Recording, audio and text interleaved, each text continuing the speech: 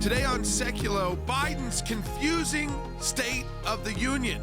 Secure the border and fund the police. Good news. Joe Biden wants to fund the police. Not only that, secure the border and fix our broken immigration system. Did he tell us how he would get that done with Democrats and his party? No. Who cheered for that? Republicans. That was about the only, I wouldn't even call it a bipartisan moment. He was just, again, talking Republican talking points with no oomph behind it. No, how are you going to do that when you've got your party that wants to defund the police and your party that wants to keep the border open? Again, just words. President Biden had a unique opportunity that not every president gets in a State of the Union. Most of the State of the Union addresses, to be honest with you, are boring.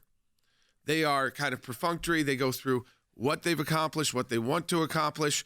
But there are moments in time in history, especially wartime, when presidents have this unique opportunity because they're not just addressing the American people.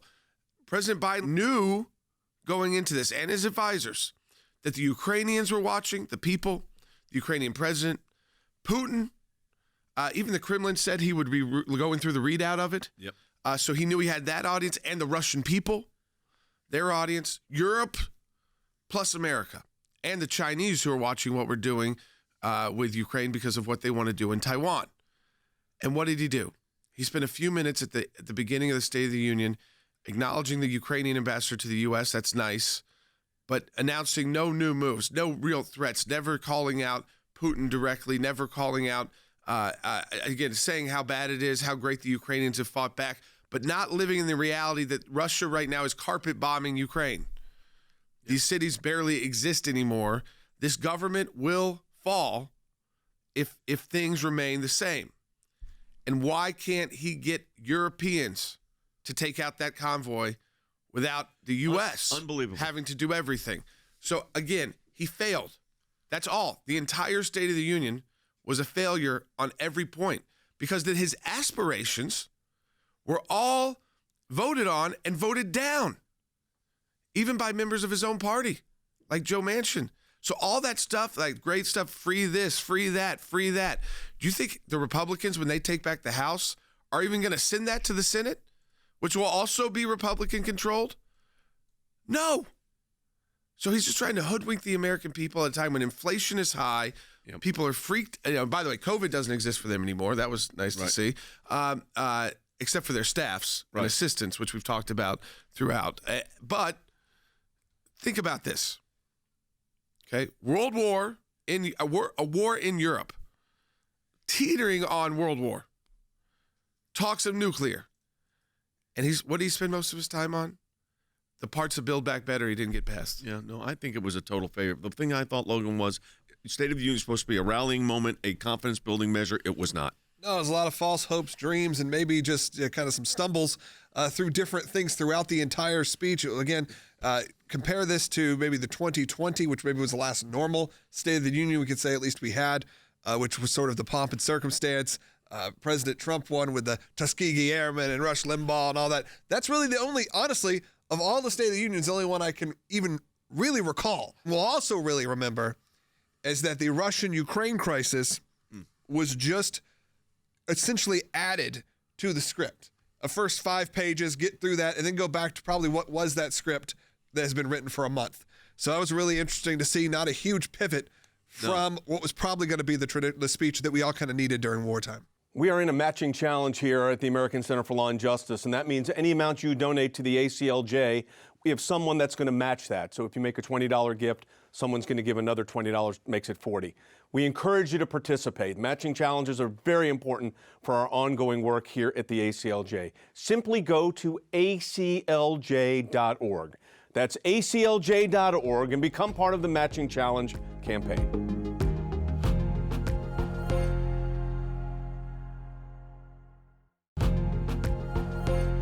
All right, welcome back to Sekulow. Now, two of the more surprising lines. Ted Cruz was standing and cheering. I mean, I think if you were watching, you might have said, I agree with that, except for I don't believe he's going to actually do anything about this because they were like throwaway lines to conservatives. because they were literally one sentence. Here's Biden on the police, Bite 23. We should all agree the answer is not to defund the police. It's to fund the police. Fund them. Fund them. So now all of a sudden, Joe Biden is this pro-police, pro-law and order candidate, president, I shouldn't say. It sounded like a candidate, actually, is what it did remind me of. But the fact of the matter Like is, a candidate for high school, principal or president. It sounded like you're going to get an extra recess. We're going to have candy for free. And that's what it felt like. Again, Yeah. the same thing. We start getting prescription drugs. You're going to have free prescription drugs. There will be no more cancer, but no explanation on how we get there. Why. That would be wonderful, but It would be. All these things could be great, except for there's no explanation of how you get there. yeah, so the one explanation, so they go in with this, fund the police and, secure the borders and immigration reform. That sounds great. Now, we're in favor of funding the police. We're in favor of securing the border, and we're in favor of immigration reform. You could say all of those things.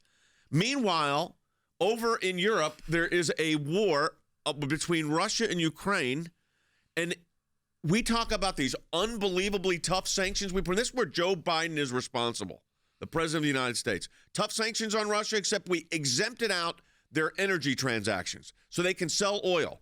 Guess who's buying that oil, barrels of oil? 600,000 to 800,000 a day. The United States of America. Joe Biden closed down the XL pipeline. Closed it down.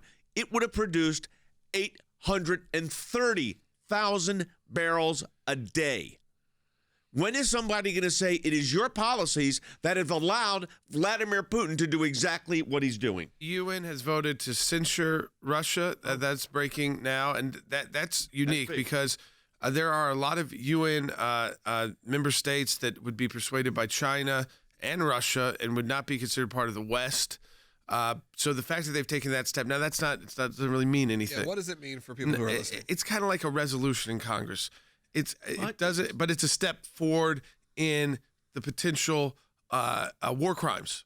So if you've already voted to censure, when this conflict is over, and Vladimir Putin and others could be charged with crimes against humanity and other war crimes because they're targeting of civilians, the cluster bombs they've used, et cetera. And we don't even know how bad it will get. This is just what's happened so far. And you would then need a General Assembly because neither Russia nor Ukraine are part of the International Criminal Court. The General Assembly would have to actually vote to send it to the ICC. Yeah. So this vote is important for that purpose of ultimately holding the Russian aggressors accountable. And our international law team, is already looking at the possibility of a referral from. We don't think there's general jurisdiction because we don't believe there's universal jurisdiction with the ICC on non-member states. And Russia and Ukraine are neither one of which are members of the Rome Statute, nor is the United States. But the General Assembly can make a referral over. What's interesting here, and Logan, you said, what's the significance of it? The significance of it is telling Vladimir Putin he is isolating himself from the rest of the world. Now, is that going to stop him from what he's doing in Ukraine right now? As I look at the pictures, I don't think it stops him, but it does send a message. But we have to toughen up these sanctions more. We have to bring the Russian economy to its knees. Literally, we need to see a financial collapse in Russia. Yeah, we'll see if that happens. I think this is at least it's a step. And look, everyone has kind of debated, even with our own staff here, we're all a bit split on what the next steps should be, what we do need to do, how far do you go to escalate this? And it's a tough time. People see these images, just like they did in Afghanistan, which, by the way, got zero reference during the State of the Union. Maybe the biggest blunder mistake in our lifetime, not a reference. And we had produced a film series on it, and the president didn't even put it into a sentence in the speech. But people see the imagery that's coming out of Ukraine, and even the American people, they want to help, they want to do something. What I'm looking at too is on this UN vote, just so people understand the kind of depth. The vote was 141-5 with 35 abstentions. So that means in the future, if there was a vote on sending that to the ICC, it looks like the votes are there, which means Russia has lost a lot of influence, as well as China, on these atrocities. Now, that would be a much more serious vote. It would be worked a lot more differently than this censure vote. Yeah. So I wouldn't say it's a guarantee. But it does. But it certainly shows that the world is moving, like Logan was saying, they're not exactly sure what to do. everybody in the world. But they know they shouldn't be backing Russia. They know they aren't going to be just giving Russia a pass anymore. There's one thing that's very... This would have been fairly quiet, kind of like what everybody predicted, which was they'd roll in with kind of little violence and take over the government. I don't think you would have gotten these votes even at the UN. I think it would have been kind of a... it's an interesting commentary, though, also on President Zelensky. I want to get Logan's comments on this because this is a guy that is a lawyer by training, by the way. Didn't practice law. He was an entertainer. And his ability to communicate, I think, has done the Ukrainian people a tremendous benefit. Yeah, I mean, everyone is very, very pro-Ukraine around the world. Sure, there's issues with Ukraine. We could go into those, but people aren't because it doesn't matter. They're not seeing the killing of children from the other side, from Ukraine. So clearly there is you can not say there's good and bad. There's certainly bad and way worse. Yep. And the way worse is certainly the fact that Russia has gone in and done this so much so that you saw political commentators yesterday now questioning the health and well-being of Vladimir Putin. Yeah. And from Pelosi to Rubio, both of them were saying, we think something is dramatically wrong said that too. With this guy because he has changed so dramatically in his tone and rhetoric over the last few months that what could possibly happen. There's a lot of speculation. Yep. But I don't know. Part of me just feels like the guy's a dictator, and eventually these guys get this way. And we got an interesting call already coming in. Let's take it. David is calling from Maryland. Yeah, David in Maryland, you're on the air. Okay, why were UN peacekeeping troops not sent in a month or two ago? What happened to the UN? And why can't they be sent in now and marched right up to the borders of the two provinces that are said to be Russian? And you send in UN peacekeeping troops when you usually have either a resolved situation that's being ceasefire. They go in to protect to kind of hold a ceasefire. So they go into the no man's land area between, like, if it was Russia and Ukraine, so you'd go into a no man's land area, maybe a buffer zone, and they put troops there. Their job is to monitor both the troop movements on both sides and to make sure, because they're armed and they are troops, that if someone tries to be aggressive, to prevent that from happening. But ultimately, those peacekeepers, unfortunately, and often in these kind of tough situations, if war breaks out, they move out. I mean, that's not their job. Is not to stop war if one side starts going full speed ahead. Yeah, and so this is not the situation where they would be prepared to go in. Ultimately, maybe if there's a peace treaty, but there has to be some kind of ceasefire at least. Not a peace treaty. The other aspect of this, and we're going to get into it later in the broadcast, is the whole NATO aspect of this, and that is, if a NATO country were to send in troops, that's not an attack. That would be let's say Poland said, you know what, this is getting out of hand. More of the countries being involved. That's different than an attack on one is an attack on all. And there's a whole dispute about how that would actually plan out. But the possibility of escalation here is really serious, in my view, because I think Vladimir Putin is in a corner. And he's got this big convoy. I don't know how they didn't take that convoy out already. To me, it's mind-boggling to me, but there may be stuff we just don't know. But that's what's concerned. But there was no confidence out of that speech. You don't like the personalities like Vladimir Putin getting backed into a corner because it can't end well. It doesn't end well. No, so that is obviously a big concern. It is much different. So we will see what happens with that. But you're right. It was a tacked on part of the speech at the beginning to talk about Ukraine, moved on to other things, moved on to the border, moved on to the police. Say this whole thing, we have to defend our border, gets a round of applause, standing ovation. In the meantime, the Democrats are blocking fentanyl from being rescheduled to a drug that matters. Right. These are where everyone sees through it. People are throwing stuff at their television because they know what they're seeing is just certainly not true, because you even have the other outlets, not just your conservative news outlets, before the speech going, what's he going to say? How's he going to make anyone feel better? And then we know he didn't. No, he did not. And so what he did was he squandered his best opportunity to look like a president, to look like a commander-in-chief of the most powerful country in the world, and to address our country and the world.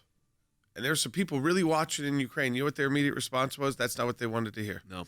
Now, I know that they may want some things that we don't even want to do, but they didn't feel like that was any kind of confidence building in any kind of threat to Vladimir Putin either. So internationally, the speech was panned.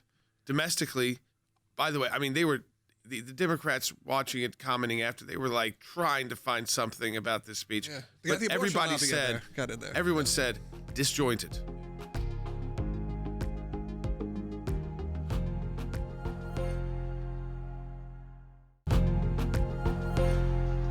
welcome back to Sekulow. We're joined by Congressman Darren LaHood from Illinois' 18th Congressional District. Congressman LaHood, we appreciate you being with us. You serve on the House Intel Committee. You were at the State of the Union. Let me just ask you, I know you put out a statement about the State of the Union, a lot of failed policies already in it. I thought it was this unique opportunity for a president of the United States, because they don't always get this, Congressman, where it's not just the American people that might be tuning in, but Vladimir Putin, the Russian people, the Ukrainian president, and our European allies. What did you take from the State of the Union last night? Well, Jay, first of all, thanks for having me on. Good to be with you and your listeners. A couple things. I thought, his beginning of the State of the Union talking about Ukraine, I thought was pretty good on being united, supporting Zelensky, supporting the Ukrainian people. I thought that was good. Obviously, 90% of the speech was based on domestic policy, and I think it was a lot of empty rhetoric. He talked about defunding police. I mean, why wasn't he mentioning that 2 years ago when BLM was burning down federal buildings and desecrating them and committing crimes? So it's a little hard to listen to that, talking about securing the southern border. His rhetoric hasn't matched any of that. He tore up President Trump's Mexico contractual obligation on day one. He's continued to do everything to keep the border open. So, listen, I'm all for being united on Ukraine. I think there's many of us that want to be there on that. I thought that was positive. But, in terms of the state of our union when it comes to our domestic policy, it is very, very weak. Congressman, I'd like to talk about going back to Ukraine for a moment. We're still importing from Russia 600,000 to 800,000 barrels of oil a day. Now, here's what is mind-boggling to me. If we are really trying to put on sanctions that really matter, and of course the President Biden closed down the pipeline that would have produced 830,000 barrels a day here in the United States. If we were really trying to do crippling sanctions, and that's the word that everybody likes to use, one would think that we would stop taking their oil, which is what's propping their economy up right now, which is in real trouble and probably would bring it to its knees. Well, Jay, you're exactly right on that. We are giving Putin every single day on those 600,000 barrels of oil. We're giving him $75 million a day that goes directly into his coffers. That's absolutely ridiculous. But that's going to happen tomorrow. It's going to happen on Friday. It's going to happen on Saturday. We have the ability to shut that off. Now, to your point, where are we going to make up those 500, 600,000 barrels of oil? This should have been thought about a year ago or 2 years ago when Biden came in initially 14 months ago and shut down the Keystone Pipeline on day one.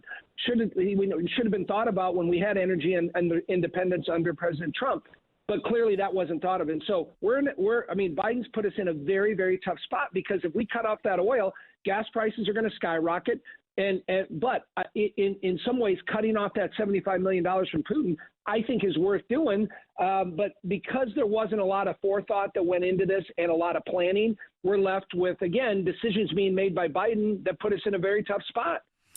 Yeah, Congressman, you're also the House Intel Committee, and I know you can't share classified information, but you've been getting a lot of briefings. There's been a lot of briefings from members of Congress on those committees. And the American people, I think, they see the images out of Ukraine. They do understand how horrific it is. There is still, I think, it's not even fair to say a division about whether Americans support engaging in a no-fly zone, which is like getting into war. But they certainly are a bit confused. Where are your colleagues right now? Where are you and your colleagues right now when it comes to further assistance to Ukraine? Well, we hear a lot about lethal weapons and giving them to Ukraine. And listen, Stingers are great, Javelins are great, assault weapons are fine. But when they have to face the might and the power of Russia, unfortunately, those aren't going to work. And so we're at a real inflection point, Jay, on what we do. What if we would have had some insight and would have planned accordingly and been doing things a year ago? We could have given them Black Hawk helicopters. Right now, there's nobody in Ukraine that can fly a Black Hawk helicopter. Giving them Patriot missile defense systems to stop the missiles from coming in Russia. They don't have those. Looking at further high capacity drones and UAVs. They don't have the capacity to fly those. And then looking at of course, F-16s. But none of those can be flown by anybody in Ukraine right now. So we're in a tough spot. And so it's what is NATO going to do to step up? What else can we do to give them the firepower that they need? But what we're up against with Russia is it's very, very difficult to overcome with what Ukraine has right now. Yeah, I want to go to a domestic issue for a moment because the president mentioned securing the border and fixing the immigration situation in the United States. Now, I've been working on this for 30 years, and the border was being secured in the previous administration, and President Biden stopped that. So I'm trying to figure out, Congressman, of your colleagues, who's he talking to here? Well, he knows that it's an election year, and he knows he's on the wrong side of the American people on this by a large margin. I mean, Jay, you look at, we were letting in 400,000 people a month last summer. I mean, absolutely crazy. People blatantly violating the law. We had the lowest levels of immigration on our southern border under President Trump, under the policies that you and lots of others were engaged with. Because we work with the Mexicans, we work with the Central American countries, we got it under control. We worked on the border wall. We worked with our Border Patrol agents. That worked. Supporting the rule of law worked. His rhetoric last night, I don't believe one word of it. I think it's because he knows he's in a very, very difficult election cycle, and he's so far underwater in the polls domestically. And it's, again, I don't think you'll see any policies put forth or any changes in terms of what he's doing at the southern border. He can't go against his radical socialist left. And final question for you, Congressman. You spoke to these kind of empty issues that have already failed in Congress. You've already voted down in Congress. And for all indications, it looks like there will be a lot more Republicans in the House serving with you and a majority and likely in the Senate as well. And yet President Biden went back to basically Build Back Better. He didn't say Build Back Better, but it was the parts of Build Back Better that have already failed in Congress. When I talk to people in Peoria, Illinois, where I represent, I mean, they can't believe the high cost of paying their electric bill, filling their car up with gas, going to buy groceries. I mean, it's crazy. And so the way you fix that is you stop spending money. We've spent $7 trillion of taxpayer money in the last 2 years that's deficit spending. We have so much money sloshing around the economy right now. That's what's leading to inflation and supply chain issues and not getting people to work. We've disincentivized people to work. Biden needs to stop spending money. But to your point, Jay, what did he talk about? More government programs, raising the minimum wage, more government programs for healthcare, more when it comes to education, taxing businesses and corporations, going the wrong way that's going to exacerbate all of these things that are driving inflation. Unfortunately, we have to fortunately, we as Republicans have to capitalize on this election year and make sure that we rub his nose in it. Congressman Darren LaHood of Illinois' 18th Congressional District, thanks so much for joining us, giving your thoughts on the State of the Union as you attended, and because of your role in that House Intel Committee. I know all that information on Ukraine that you shared. People they want this kind of information. I appreciate you joining us, Congressman. Let's go right to the phone. Let's go to Tim in Virginia on line one. Hey, Tim. Hey, Jordan. Hey, Jay. It's nice talking to you. I want to make the American people aware of an agreement that we have with the Ukrainians. It's called the Budapest 1994 memorandum, and it's filed at the United Nations as a treaty. But basically, it was a deal brokered by the Clinton administration for Ukraine to give up over 4,000 ICBMs on their soil in exchange for security promised by us and the United Kingdom in the event that Russia invaded. What has happened? Okay, so what happened was there were opportunities for that to go into effect under President Obama. And remember in 2014, you also had first you had the annexation of Crimea. They didn't do anything there. Then in 2014, there was a revolution in Ukraine that overthrew the pro-Kremlin government. So Putin said that memorandum now is null and void because the government that signed that agreement is no longer present. They were thrown out illegally by revolution, not by vote. And because of that, he doesn't see it as holding any weight. On the other hand, the U.S. didn't do anything either. And so with two opportunities to do it. Right, with Crimea and with the Eastern Ukraine invasion. So with both of those opportunities came for the Obama administration, they didn't act. So when you start not acting on these agreements, guess what those agreements become? Meaningless. Now, it's interesting. Ukraine did denuclearize, but if you really want to know the story there, They had no operational control. This goes back to this whole issue over those weapons. Those are Russian nukes. The Russians had the codes. They were just in Ukraine. That tells you the partnership there was one that existed in a post-Soviet world into the 1990s between Russia and Ukraine. So those weren't Ukrainian nukes that they gave up. They were Russian nukes that were decommissioned because the Ukrainians had no control over them. These are all things you need to know as we get deeper and deeper into this conflict.